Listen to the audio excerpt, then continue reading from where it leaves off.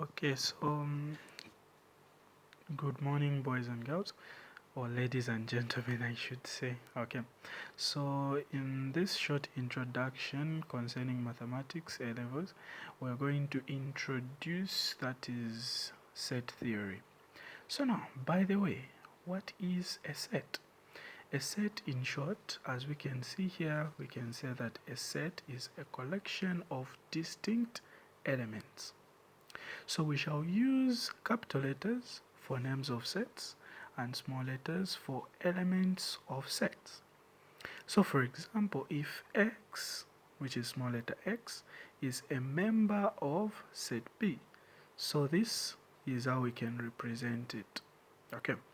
So now, if it is not a member, so if we say that X is not a member of set B, then we are going to represent it in this format. So now, let's proceed further and look at the notation that we are going to use. So now, if you want to denote a set or to represent a set, you can represent it by listing or by using set builder notation. So now, what do we mean when we say listing? Okay, so here what I want you to understand is through this example. So describe set A. So in order for us to describe set A, we are going to use set builder notation because it has already been listed. So using set builder notation, set A, which is having the elements 2, 3, 4, 5, 6, we can represent it using set builder notation as n, which is the element which is in set A.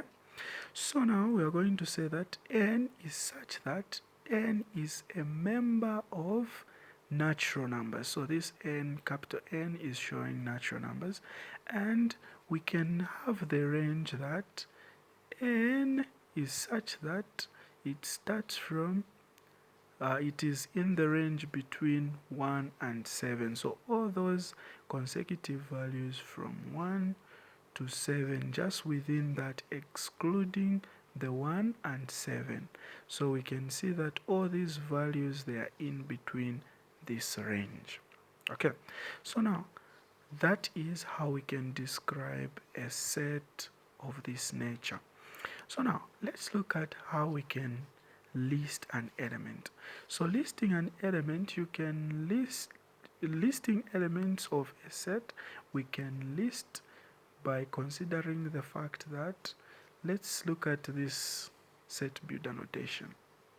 Okay, so if we have set A, and of which we can represent any element of set B as K is a member of S, and K is equal to 3n plus 1, of which we can say that n is a natural number which is from 0 to 3. Okay, so which is 0, 1, 2, 3. So the solution when we list this set B, it is going to be 1, 4, 7, and 10. How are we going to get 1, 4, 7, and 10? So we are just going to use the values of n and replace them in the formula that we are having here. So we can say if n is equal to 0, we are going to put 0 where there is n there. Then we're going to say 3 times 0, it's going to give us 0, plus 1, it is going to give us 1. Then we go to the next one, which is 1. So where there is n, when we put 1, it is going to be 3 times 1 plus 1, which is going to give us 4. We proceed and see this one.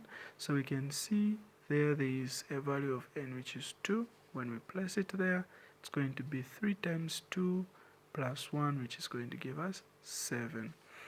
Then we proceed, we look at the other value, which is 3.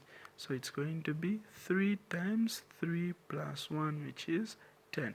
So that is how you can list a set, which is in set builder notation. So now we can proceed further and look at some of the definitions that we'll need.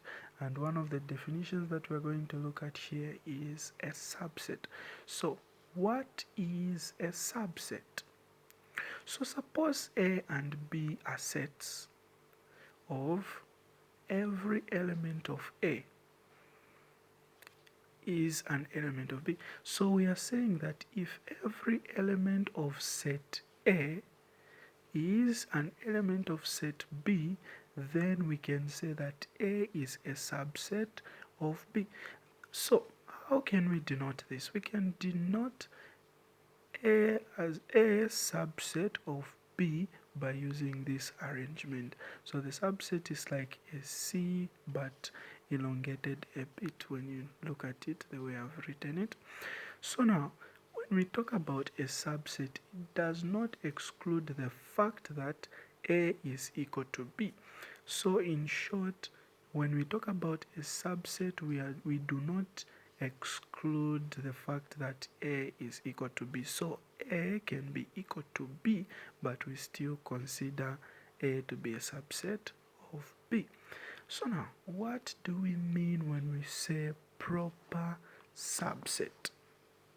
Okay, so if set A is a proper subset of B, then we are saying that the elements of A are the elements of B, but B and A are not equal.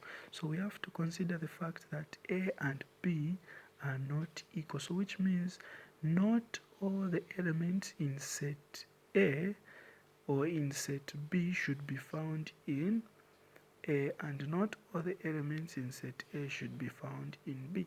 So it can only happen that all the elements in A are in B and not vice versa. That is what we mean when we say proper subset. So we are going to proceed further and look at some other principles. So for starters, we can end here. Shalom.